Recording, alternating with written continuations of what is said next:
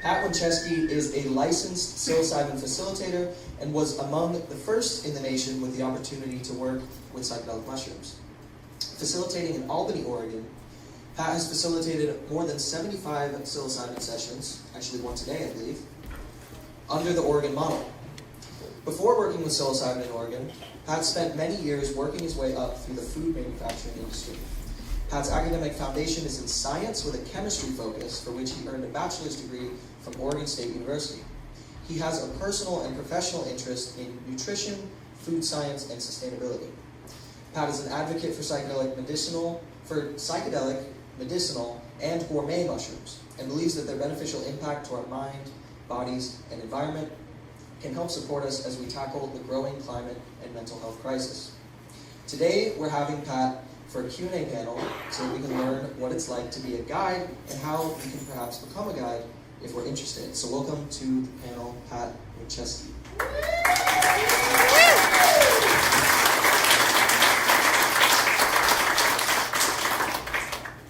All right, we're just going to set these guys up.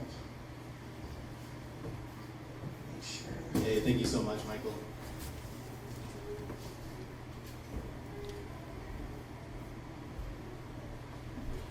All right, well, I thought I would start this off by letting Pat sort of introduce himself and talk about his story, getting into psychedelics, what he does, and then we'll open it up for Q&A from everyone else.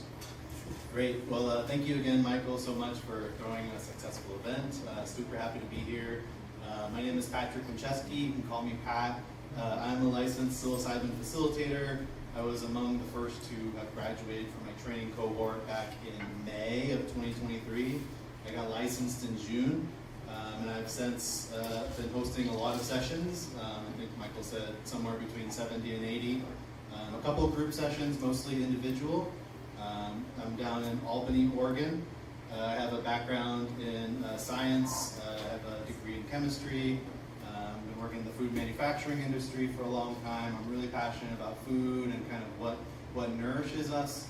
I also have some good history with the American Red Cross and the Boy Scouts of America, kind of like customer care and hospitality. So my background is somewhat unconventional for this space. You know, I'm not a doctor, not a therapist, and which is unique to the Oregon model, kind of as you were alluding to earlier. 28 states are looking to, in some form, legalize psychedelic medicine, but so many states are looking at only medical, including Colorado and Utah. And so Oregon is kind of has a special role to play with allowing people like me, who aren't in white coats, to be able to practice with this medicine. I want to jump in on that and just make a slight amendment. Colorado actually is doing something similar to what we're doing. They're just also allowing the medicinal side. And I do believe a lot of these 28 states are kind of following suit with what we're doing. And so it really is a promising thing that, you know, it's not kind of gatekept in the therapy world, but at the same time, it's important for our guides to have experience, but it's also important to know that you don't have to be someone who has tons of training and tons of specific schooling to enroll in one of these training programs and become a guide yourself if there is something that you're interested in. Yeah, thank you. So I've been working in Albany with a facilitation company called LifeTrek. And like Michael said, I'm really passionate about all types of mushrooms. I had a psychedelic experience a long time ago now. It was spiritual in nature. It was absolutely wonderful. I started hunting for chanterelles on the coastal forest range.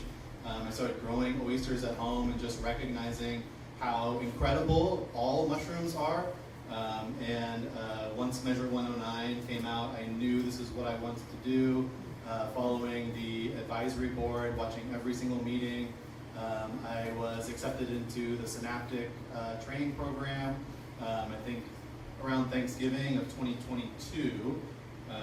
And it's about a 6-month program where we have a practicum element where we're practicing with ketamine, and having a bunch of different lectures and just a bunch of training about the history. We were learning from people from Jamaica, from Mexico, kind of learning the indigenous perspective of psychedelic medicine, as well as the neurochemistry which suited my background. You know, I don't have any real experience with underground work except for my own personal, and so it's really valuable to be able to go to Synaptic and be introduced to this massive community of therapists and these medicine professionals who, there's all sorts of modes of healing out there that I wasn't aware of, and so it's really excellent to be introduced to that with Synaptic. Excellent. Thank you, Pat. Can we open it up for questions from the audience? What do you want to know from a psilocybin facilitator? Yes? I'm just curious, so obviously maybe the argument in the last one is sort of that psychedelics are for everyone, right? But there are these very culturally specific applications. So I'm wondering what in these sessions reconciling that looks like or taking account for those things.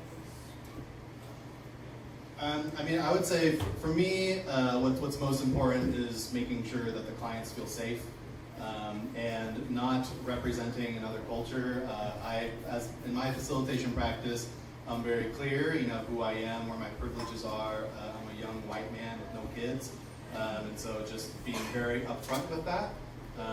And we are required to take a non-directive approach to facilitation, so we're not bringing in cultural items that aren't our own. We're not directing people or guiding people in any specific way. We're not diagnosing people.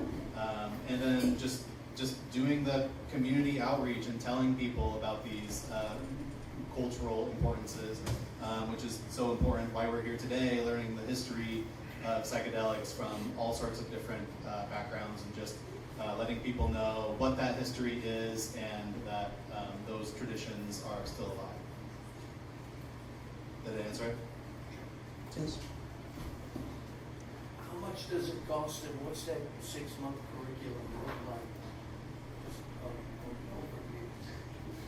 Just Training programs range between $4,000 up to I think 12 or even more. They can be quite expensive. My training program with Synaptic was 6 months. It cost about $7 or $8 grand. Some of them are longer, some of them are shorter, but not all training programs are the same. Some of the less expensive training programs don't have as robust of a training or a practicum element. Some training programs only do, you know, role play, which I personally don't believe in. I think that practicing with the medicine is so important, and that's something that Synaptic does very, very well. Is they have the training curriculum with psychedelic medicine built into the program, so it gives you like actual experience hosting space with the medicine.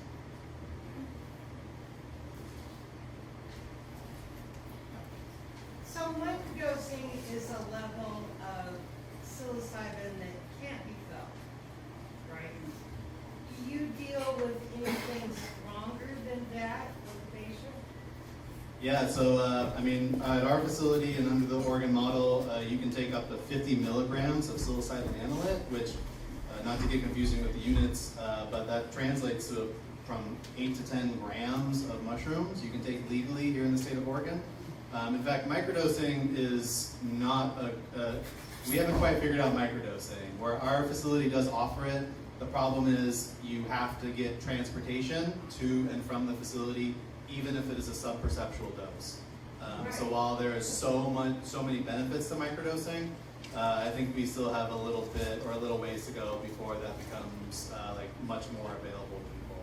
But we're having, I know there's a lot of talks in the community, in the psychedelic community, about talking to Oregon Health Authority and maybe trying to tweak those rules because it is relatively unapproachable. But it's also one of the safest ways to try psychedelics for the first time. Those sub-perceptual doses are awesome. Yeah, I think something I want to add to that is it's really an emphasis on how much of an experiment this is. Oregon's kind of just jumping out there and doing something, and so they kind of tried to flirt the boundary between, you know, doing something risky and setting up a lot of rules so that the federal government didn't get mad, right? And so that's one of the things, the decisions that they had to make was on this microdosing opportunity.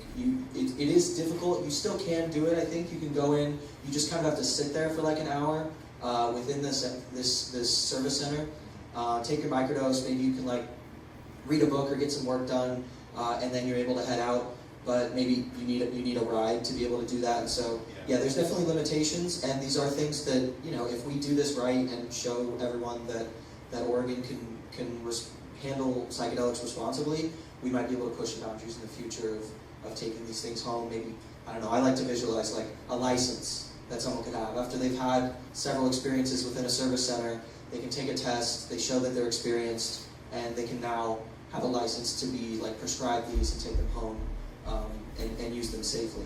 Because I think the number one thing with psychedelics is people just don't really know how to do it safely. Like they'll just take it and go to a party, and then their friends will ditch them, and then they're like, why is my entire life ending? And it's because their social anxiety was in such a sensitive state that even though their friends just went to the bathroom for a minute, it totally devolved their psyche.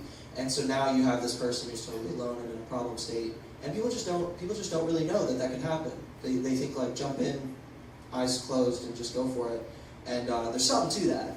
It can be cool, and you can come out the other side like really, really grown from the experience, but you are taking a risk. And so it's really just education is one of the biggest things, and that takes time. So.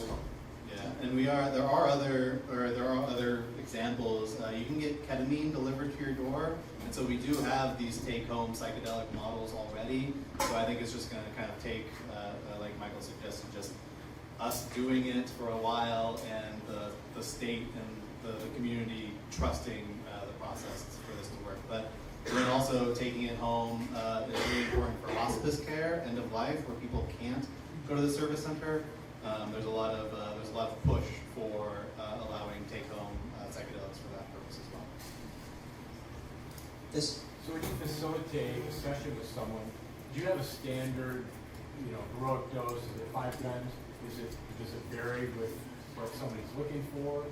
Yeah, so it does vary greatly. The dosage is probably the largest part of the conversation when it comes to preparation. What sort of experience are you wanting? Are you wanting to get your feet wet, try psychedelics for the first time ever? Have you, done this medicine before and you're wanting like an actual therapeutic experience? Are you traveling from out of state to do this? So all of that kind of has some consideration. I would say a good sweet spot for me would be between 20 and 35 milligrams. Like, we want people to have an experience when they spend a bunch of money to fly potentially out of state, rent a car, get an Uber to our facility. We want people to have an experience. And so like right around like that, between 2 grams and 4 grams is kind of a sweet spot for people having a good experience without having too much. But people who have a long history with psychedelics or who have been on SSRIs for a long time need to, or people who have substance abuse issues need to have a larger dose in order to feel something. So there's no perfect answer, but if you're somebody who's not on medication, no substance abuse, I think the 25 milligram kind of middle of the road is awesome. But that being said, if you are somebody with maybe a lot of potential trauma, like combat trauma, or if you're really anxious about the experience, doing like a small dose, like 10 milligrams, or I think like between 1 and 2 grams, is excellent for getting a feel for it, and then coming back later to do a larger dose if that's what you want. Yeah, to add on to that, there is just a great variability in everyone's biology. Not to combat Tom too much. I'll probably combat Tom throughout my entire talk. It'll be like a nice little back and forth rebuttal. But they have shown that that the 5-HT2A receptor he was mentioning, the concentration of that in your brain actually relates to how high that person is. And so the occupancy of that receptor changes how intense, quote, the experience was for that person. And when you are born with less of those receptors, you might need more of a psychedelic, and if you're born really sensitive, you might just not need very much. And so some of it is just natural biology, and you're not going to know until you try it. So it is good to sometimes just come in safely. Yeah. So I think I was told that if you take the psilocybin initially, you have maybe an hour window, 2 hours to up it. Can you share with me your experience with that? Yeah, and great follow-up to the dosage question, because we want people to have an experience without taking too much, and so we have some strategies that we can employ to kind of ensure that people get an experience. and part of that is the secondary dose. So you know, if you've maybe never done it before, but we know that you may need more, we would maybe give you a smaller dose to start, and then maybe wait a half hour to give you that second dose. Let you start to feel it. You know, are you feeling good, or are you feeling like anxious? And by that point, once you start to feel it, you'll know if you want some more or not. Yeah. But it does get a little bit complicated because that changes like how long they need to stay. So we try to hit it. We try to hit it right the first time. Speaking of long, how long is a guided sitting? So for the maximum dose, which is 50 milligrams, the minimum stay time, according to Oregon Health Authority, is 6 hours. And in my experience, that has been usually pretty adequate, actually. While the people may still be feeling some residual symptoms, 6 hours is a pretty decent window for the majority of the experience. And to kind of like add on to the onset time, which is also kind of important, we found that homogenized powder, like the powdered version of the mushroom, just hits you so much faster. It's a really nice, clean experience. You're not waiting for capsules to dissolve.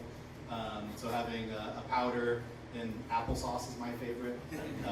Is a really excellent way.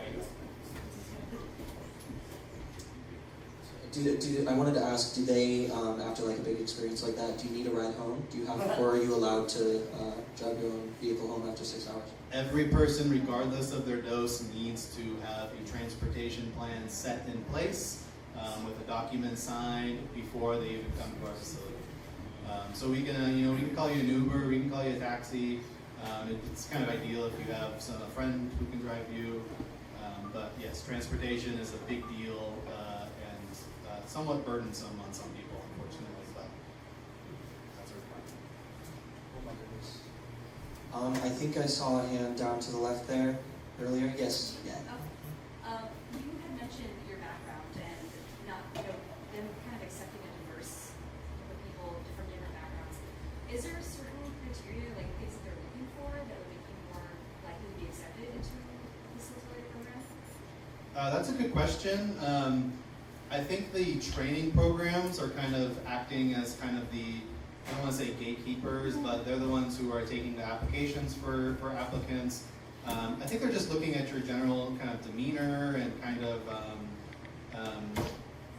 yeah, I don't know. I think that'd be a good question for if Matthew or Olivia are here, that'd be great to ask them. They're not. They're a little sick, so they ended up not coming. Yeah, so I don't really know what their kind of like turnaway policy is like, but it is a training programs that are kind of like those deep. Once you get past the training programs, OHA is going to kind of license you if you just pass the test, which is pretty straightforward and easy. So it's the training programs that are kind of weeding people out, so to speak. But they just want to like look at your demeanor, your career history, kind of like your personality. They'll give you an interview, ask you a bunch of questions. Yeah, I think right now, as you said, the Oregon Health Authority approves these training programs. So to be validated as a training program and certified and be allowed to give certifications to people, that's when they vet you. But and then as you go through those training programs, they are now the people who are vetting whether someone's ready. But like I think this touches on an important point, which is there's not really a lot of regulation on this. Like really anyone could go and do this. And you don't have to have any background, and that can be really special because there's a lot of accessibility. But I think like one of the things that the training programs probably are doing, which is the best approach, is just check whether it's something you really want to do before hopefully taking all your money and having you go through this program.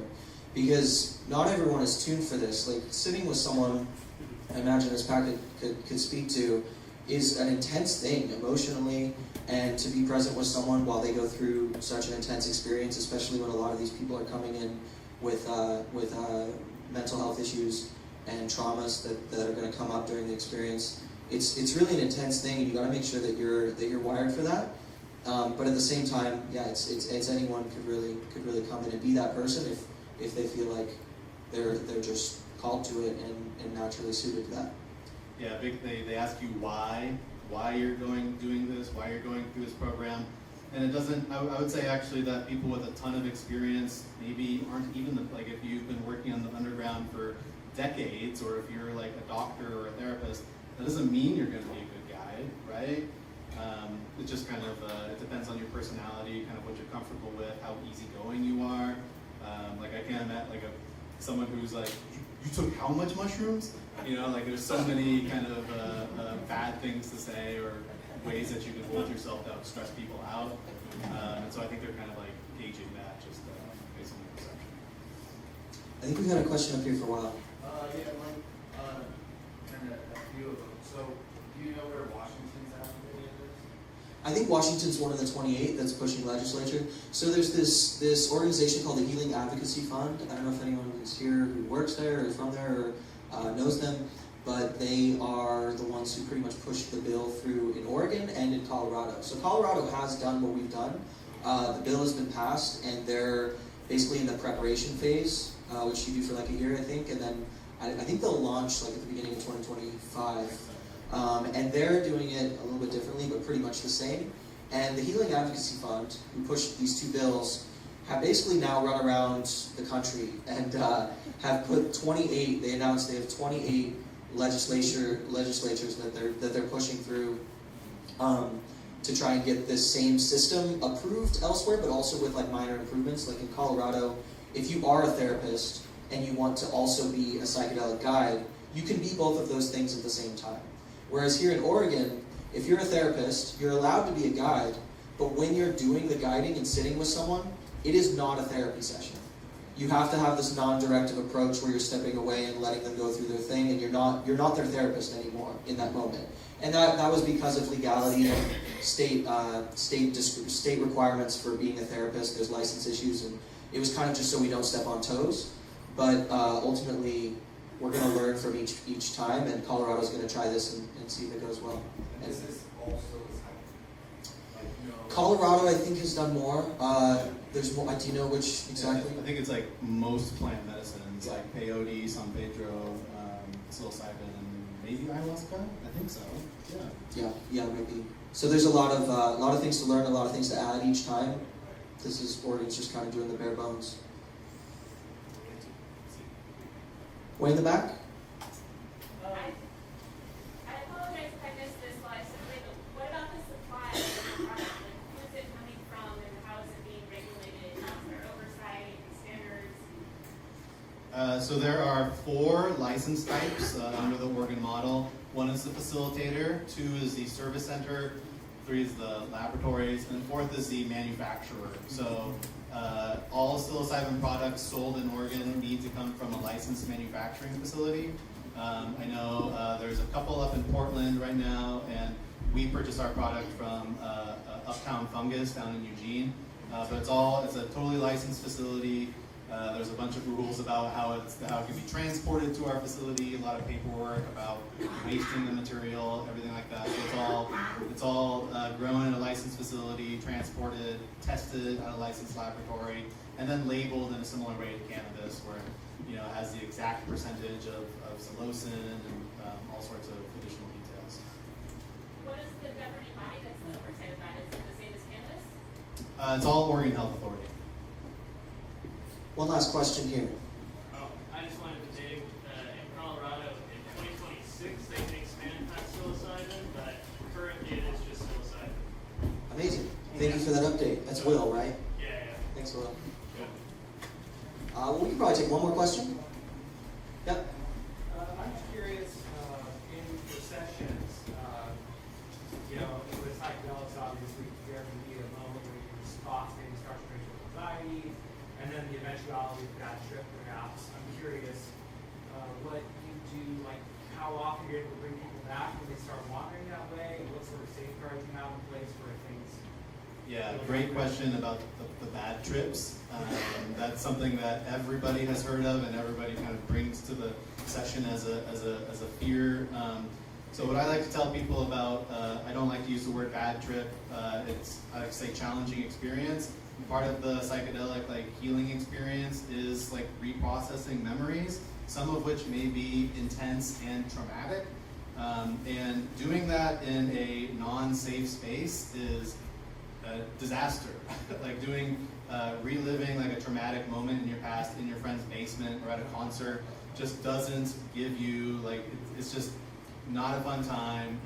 But if you are in a controlled setting with somebody that you know is unconditionally loving and supportive, who's there to, I've held people's hands for 5 hours, like, easy, like, and then, you know, controlling the dosage, and, you know, we have like thoughtful music, we have all sorts of, you know, kind of cozy items in the room, we have things to like hug and hold on to, and so like the concept of a bad trip in terms of like what you're experiencing can be mitigated by a lot of that just trust with your facilitator. And then if you get nauseous, you know, that can also kind of lead to an uncomfortable experience, but you can absolutely have a productive experience even while being nauseous. Okay, we're gonna have to cut off the questions. I'm sorry, but I do want to ask one last one myself because I feel like it would be really powerful for you to speak to, like, bring us into that room. What are some of the experiences you've had that were really, really impactful for you personally, and transformations you've seen? Like, take us there for maybe one story where you really felt like this medicine could be conveyed to people. I find that the most valuable sessions that I've witnessed are the elderly, the people who have never tried psilocybin before, and then they say things like, wow, I'm feeling these emotions, I feel like I felt 70 years worth of emotions in one afternoon. Or just like my oldest client was 88 years old, had an amazing experience, and then sent both of her adult children to have a psychedelic. Yeah.